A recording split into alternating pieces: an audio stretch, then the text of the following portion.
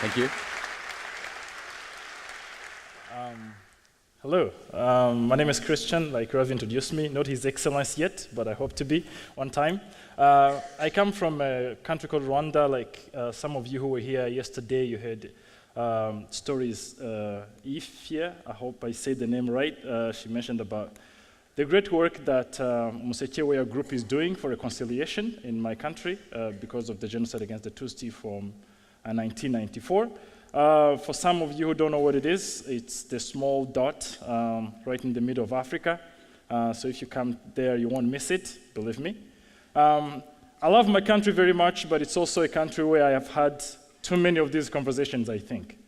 And I can't think of a more annoying thing to an architect than calling him an engineer. But I can't blame my countrymen because we're also a country that didn't have a school of architecture until 2008. And we did not have a word in our native language for the word architect until 2011, when we enacted our law that governs architects and engineers' work. So my beginning as an architect started from China. Between 2002 and 2008. It was a great time for China. It was changing, it was developing fast. So amazing transformation where a lot of star architects were coming into the country. Of course, that didn't go as smoothly as a baby's butt, I guess, because they had problems, pollution, disputed relocation of large numbers of population. But as a student living in Shanghai, I watched an entire city of about 17 million people overhauled in less than 10 years. And that gave me a wrong sense of my job, because I believed, or I felt, as an architecture student, all I had to do was to go back to my country and overhaul the entire city. Very easy. Well, I wasn't totally wrong. It was feasible, because when I went back to Rwanda, 2010, the country was changing. We were also in this rapid economic transformation, and there were indications that there is a will to do that transformation. So I was only wrong on the easy part. And then I got to learn about all these statistics everybody's talking about, Africa's population growth, and how that's going to be our next opportunities. And the media, that's all we read about. But then we started questioning, is that the case though? Is it really how that's going to play out? In my work, we've started to kind of understand this in depth. And when you look at the amount of infrastructure needs that comes with that growth is staggering. We're talking about 500 million dwelling units by 2050. Just to house this amount of population. So we're convinced that it is possible that Africa becomes this big opportunity, this technological revolution that we're talking about. But it's going to happen only if we do a few things, and we believe we have one of them. And I'll talk about two of them. One is we need to leverage, as architects and designers, the process of design and construction to create projects that are high impact, that goes beyond the building, like we call them. I always give an example of a project we did at the Butaro Hospital, which was designed to, around infection control and patient centricity, provided a dignified space for this community, this impoverished community, and become this starting point to start reimagining what healthcare delivery in rural Africa could look like. This is an example in Liberia, and this is an example of these minimum standards we're developing for the government of Rwanda that is yielding the next generation of district hospitals in rural Africa. And this is unprecedented. But also, the way that project was built challenged our basic notions of construction, because it used people who were branded as no skilled people, which we don't believe in it. So we like to tell stories like Hakiza's story, who became a stonemason. This hospital is built in a volcanic area where this stone is very abundant.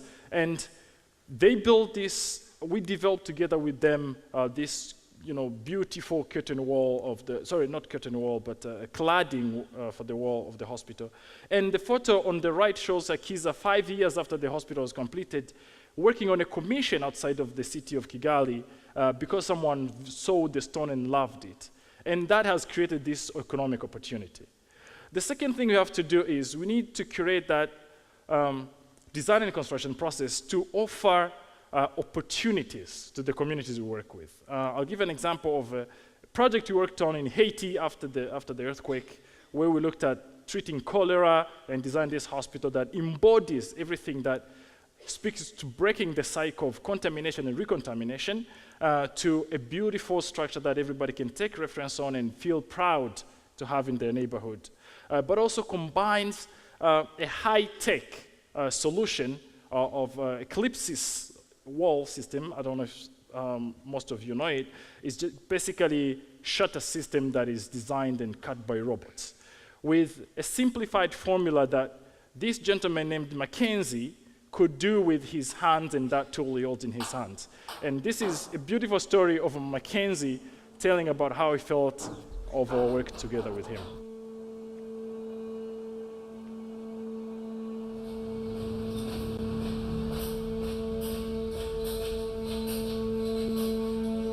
Ça c'est spécial pour moi. Il y a un domaine qui est mis à l'artisanat. Ça c'est Emmanuel.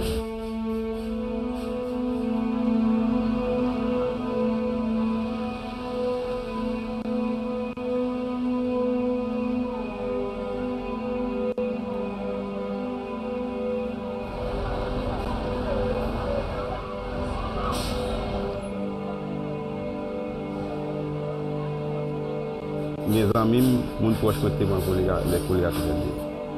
Grâce à Dieu, on va mourir là.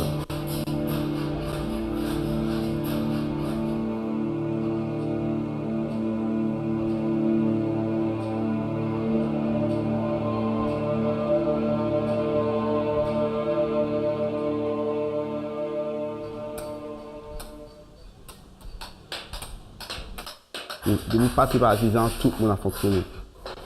Moun qui a venu côté, celui qui l'ont bagarré en nuit. Et tout a été à vivre. Mais toute zone la vivre, tout parce que si comme la même là.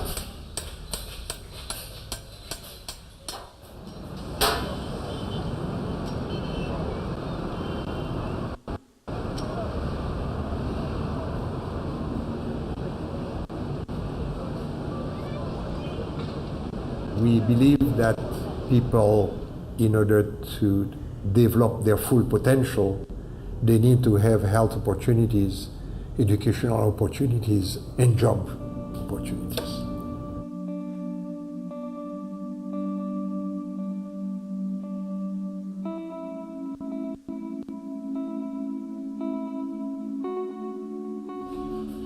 Et Jesua, on travaille, moi fait. Un patron, moi trace ces formes là, et puis moi carotte yo. Chaque dimension gain qui à 15, 30, 45, 60, plus moi retire timitan fait 3, ensuite moi couper. Moi décoller. Si négatif dans le là, ça fait 5. Transporter là sur ce site là. Je descends jusqu'à ce que je vienne bailler ça, chaque dimension gain qui. Moi fait, pas tout comprendre mais lettre à la fin, je viens son L. We are looking at a place where the building itself will be comfortable for the patients and that's well ventilated. At the same time, it's linked to every other aspect of health and economics. Je ne sais pas encore avec elle. Mais bien qu'elle dit, mais au moins 4 ou 5 comme ça. Je vais passer la machine, je vais regarder. Des fois, madame me connaît la machine, je vais regarder. Ah, mais ça belle, on fait. Je dis, ouais, j'en finis. Je vais prendre une photo, je suis très fier. Content de participer là-dedans parce que même contribuer là, on bagage qui est utile pays. supporter en communauté bon ici parce que font partie de nos artisans qui fonctionnent bon ici. I'm glad he finds a sense of pride in that.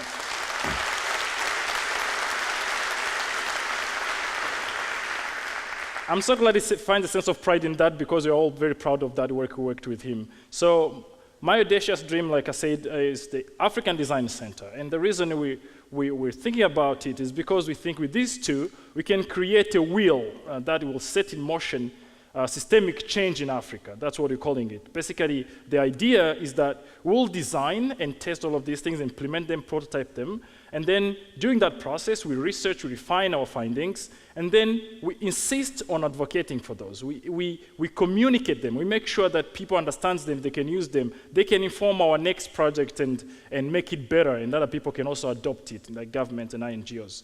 And of course, our fellows will have to go under very heavy skills training and guided research and design and build project that they have to complete.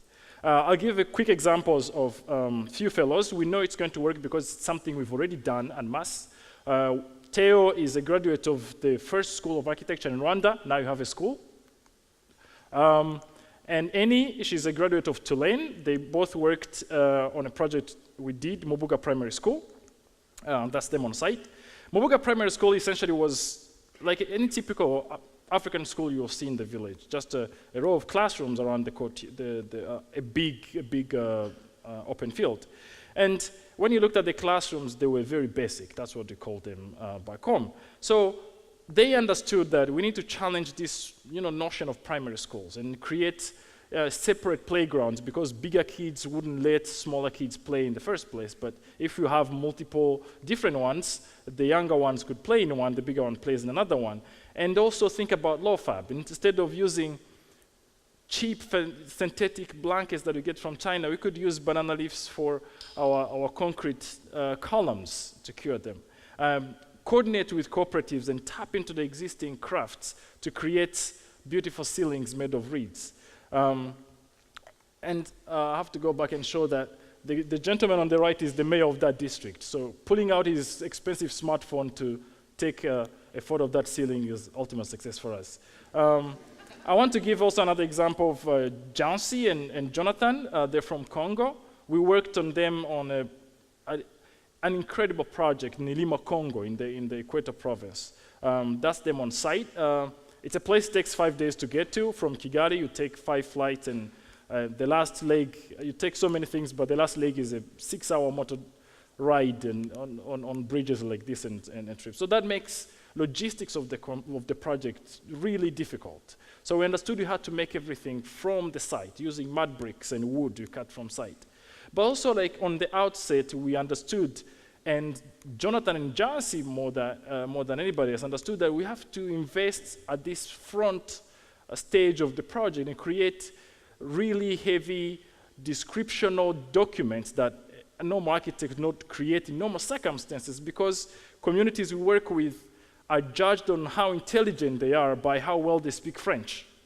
So, and then we could simulate how this entire building will be put together so they can understand it on the same way that we imagined it before we can start. And that's a valuable lesson for our fellows to understand. And those are things we want to teach them, to tell them that efforts need to be invested in the first place and fully for us to be able to realize high impact projects. But also be humble enough to learn that termites mountains, communities know that they have the best soil for bricks because termites have already sifted through the soil, picking the best. So that's what we used for our bricks. And that's an invaluable lesson we learned from this community. And with that, you can build great architecture in improbable places where we would normally brand them impossible. So taking to the case of Rwanda, we have huge needs in primary schools, and we insist on primary schools because it's one of the basic infrastructure we say it's directly linked to basic human rights. It's right there on the UN Charter. Everybody has right to basic education. And so we use this as the base line of projects for ADC. And we want people from varied backgrounds, so to speak. And the ultimate success we want to see is, people go into every level of institutions that decide on our lives. Because without consensus on all of those four, we can't say that the wheel will keep turning, and that's what we want to do. We want to make sure government institutions, higher learning institutions, INGOs, everybody's on the same page that this is an effort worth investing in. We want a class of people who completely reject the idea that this is okay to educate our children in it. And people understand that they need to tap into the rich African heritage to find contextually appropriate design solutions. We want people who understand that people is our best capital for Africa, and we need to use that. We've been constantly asking ourselves, is this all that architecture can do? Right. Or can it do more? How can we use architecture to contribute to these ideals of peace and conflict resolution? Bare minimum is a shaky house made of mud brick, and they'll say, oh, at least I have that. Last night I was in a tent. That enforces that mentality. It should never be a bare minimum. Do they deserve to be in a concrete square box, or do they deserve to be in a beautiful hospital where they're going to receive world-class care? Architecture can invest in these environments, invest in these ideals of peace, invest in these pieces of infrastructure that promote health, that promote education. The more you bring people together, the more they have something in common. And once you have something in common, you fight to protect it. I feel that I have this responsibility to serve the society. Our role as architects is to help the community live in peace. Promoting justice through architecture, it's going back to what our fundamental responsibility as architects is. In Rwanda, every last Saturday of the month is community work, and it's called Umuganda. I remember there was a time that walls were being erected alongside the hospital to prevent landslides, and people were very willing to come and help on days that are not Umuganda days. Architecture can actually create these relationships and contribute to peace. But I don't think it takes one person or one organization or one country. It takes everybody. It's all our doings collectively that are going to give dignity to human beings. It's something which is important to see everyone involved. And the more we get involved, the more we make those bonds and the more we live in harmony. We're all here talking about what design can do, showcasing it and questioning it. And these are my colleagues pondering the question of what more architecture can do. We're not presumptuous to come here and say Africa is going to do this for Europe, but we're certain that we know what to do for Africa to unlock its potential to be the equitable opportunities we see in it for the next 100 years, or maybe more. And I will put a question back to you is, what even more can design do? Thank you so much. Thank you.